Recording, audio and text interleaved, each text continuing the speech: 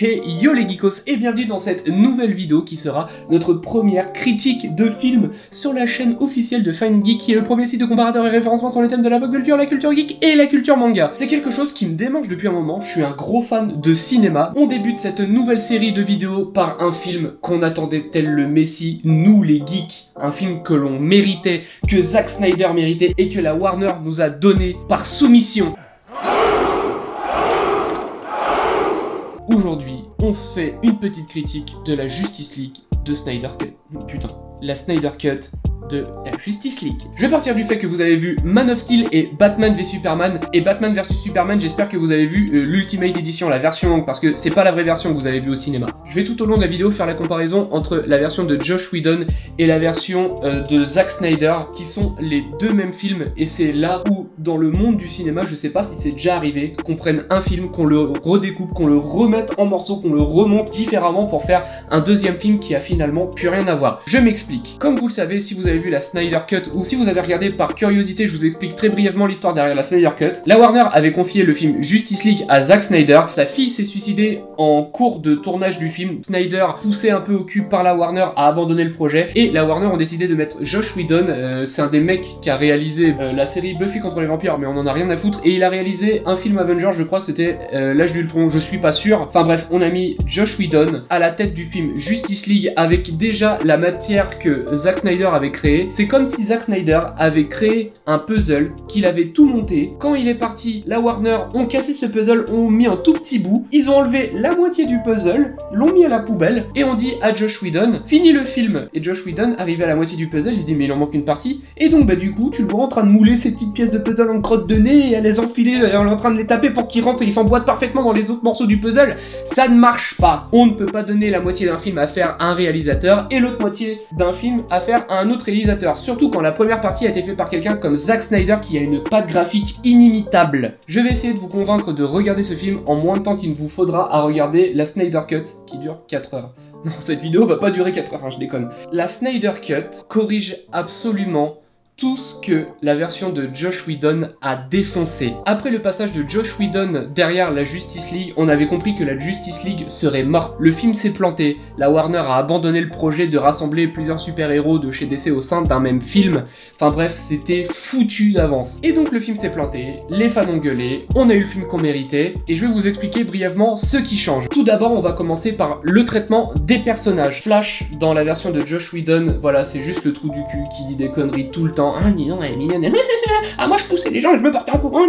Là, j'adore le traitement qu'il a eu dans ce film. Il commence clairement comme un gamin qui a pas d'amis, qui est un peu en marge de la société, qui finit par accepter de venir dans la Justice League juste parce qu'il se sent seul de base. Et à la première scène d'action, on remarque à quel point il est paumé en fait. Il sait qu'il vient d'accepter un truc qui est largement au-delà de ses capacités et qui se dit mais comment je vais faire? Je vais me faire défoncer à la première occasion, et c'est plus ou moins ce qui se passe. Mais je trouve que dans ce film, Flash c'est le personnage qui a la plus belle évolution, et ceux qui ont vu le film savent de quelle scène je veux parler en particulier. Pour ce qui est de Cyborg, on dit toujours oh Bruce Wayne torturé, oh là là, perdu papa, il a perdu maman, il est tout seul, la Bruce Wayne hein. Cyborg a une histoire vachement triste également, et dans cette version de la Zack Snyder Cut, vous allez vraiment la vivre de A à Z. Dans la Joss Whedon, Cyborg est absolument pas développé du tout. Avec Aquaman, c'est un peu différent. Si vous avez vu le film Aquaman, qui est d'ailleurs, moi je trouve très bien, fait par James Wan d'ailleurs, qui est normalement un réalisateur de films d'horreur. Aquaman, le film est très bien, mais oubliez-le.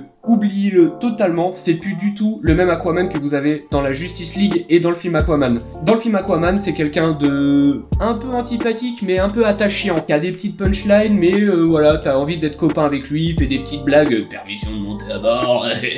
Là, pas du tout. Aquaman, c'est quelqu'un de totalement antipathique, de totalement en dehors de la société, que ce soit au niveau des Atlants ou que ce soit au niveau du monde humain, les surfaciens qui les appellent, mais par le biais des événements, Aquaman est là en support. Il est là parce qu'il sait qu'il a la capacité d'aider d'autres personnages à sauver l'humanité potentiellement, comparé à Flash et Cyborg qui eux développent un réel intérêt de s'intégrer dans la Justice League. Wonder Woman, de la version de Joss Whedon à la version de Zack Snyder, j'estime qu'il n'y a pas tellement de différence si ce n'est son temps de passage à l'écran, à savoir que Wonder Woman est un des personnages principaux clairement de cette Justice League, à même titre que Batman, ce qui me permet de faire la transition. Batman a enfin le film film qui méritait au sein de la Justice League. Je lis des comics de chez DC depuis très longtemps et clairement on a eu quelque chose de super carré, de super fidèle grâce au maître Snyder. Batman dans ce film est clairement un leader, c'est lui qui mène la barque. Dans ce film, il n'y aurait pas Batman, il n'y aurait pas de Justice League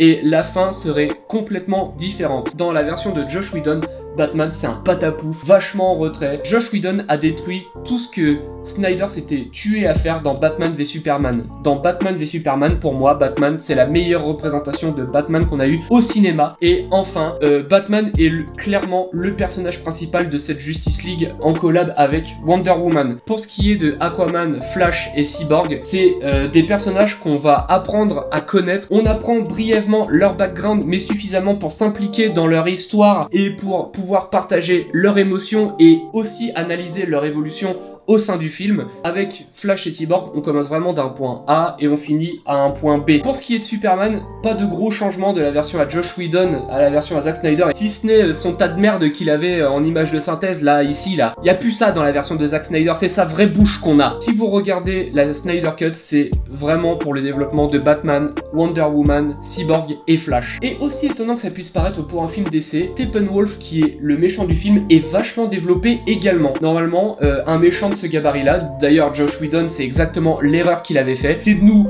lâcher comme une cerise sur un tas de merde un méchant qui vient avec sa hache qui tape, ah je veux ça va me permettre de contrôler la terre et ça va me permettre de contrôler la terre et vous personne ne m'aura.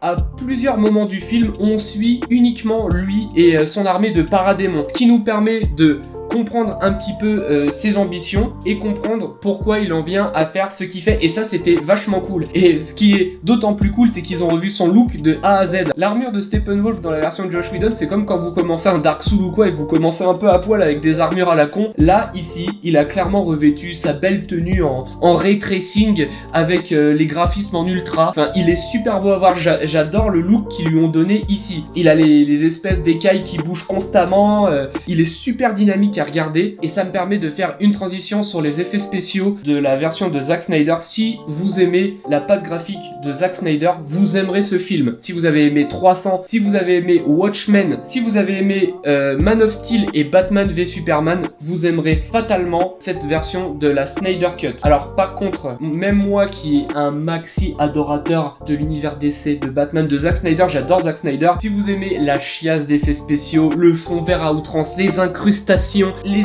images de synthèse en veux-tu en voilà, vous risquez d'avoir quelques moments de... Ça fait beaucoup là, non? Il y a quelques petits effets spéciaux qui sont un peu cracra. Alors, quand on regarde la Snyder Cut, on sait toute l'histoire qu'il y a derrière ce film. On sait qu'il a eu un budget très serré pour finir les effets spéciaux du film. On sait que voilà, il a eu énormément de travail, énormément d'investissement, d'argent personnel pour terminer ce film. Et donc, on sent qu'il y a quelques derniers petits effets spéciaux un peu bricolés à la va-vite avec le PC qu'il avait chez lui. Pour ce qui est de la musique, Zack Snyder c'est quelqu'un qui fait vachement dans le théâtral. Encore une fois je vais reparler de 300, Watchmen et compagnie. La musique grand opéra, grand orchestre et compagnie, on change pas une équipe qui gagne. C'est pareil dans ce film, ça match à chaque fois. Chaque musique a été choisie intelligemment et placée au meilleur endroit, au meilleur moment pour te faire ressentir ce qu'il faut que ça te fasse ressentir. Pour ce qui est du scénario, ça change pas énormément de l'histoire de base qui est son histoire de toute façon, son scénario qui a été validé de toute façon par la Warner. Joss Whedon a apporté son petit côté oh qui cool, c'est rigolo,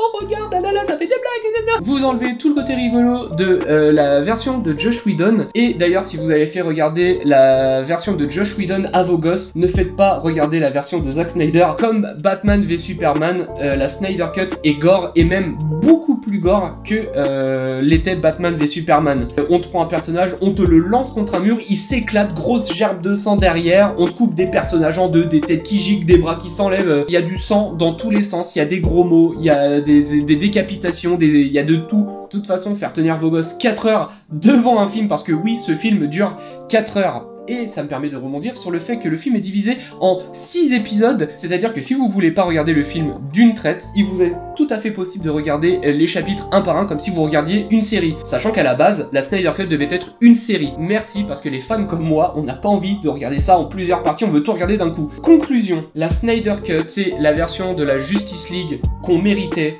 qu'on a eu. Oubliez la version de Joss Whedon, elle est terminée, et au vu de certaines scènes du film et au vu la fin du film, ça tease clairement un retour de Zack Snyder ou au moins un retour de la Justice League au cinéma. Et ça tease quand même un truc énormissime, même qui est pour moi plus énormissime que l'arrivée de Thanos dans les Avengers qu'on nous a teasé pendant 10 ans. Donc, de mon opinion, Zack Snyder a réussi en 3 films à faire ce que Marvel ont mis presque 10 ans à faire. Et merci d'avoir regardé cette vidéo qui est moins importante que regarder la Snyder Cut. Donc, allez regarder la Snyder Cut, bien que cette vidéo soit gratuite. Ce qui est également gratuit, c'est de liker cette vidéo, c'est de la commenter, c'est de vous abonner. Pour ce qui est de la suite des événements sur cette chaîne YouTube, la semaine prochaine, vous trouverez un épisode de Show Me Your Geek qui sera sur une collection merveilleuse qui va vous satelliser directement dans l'espace.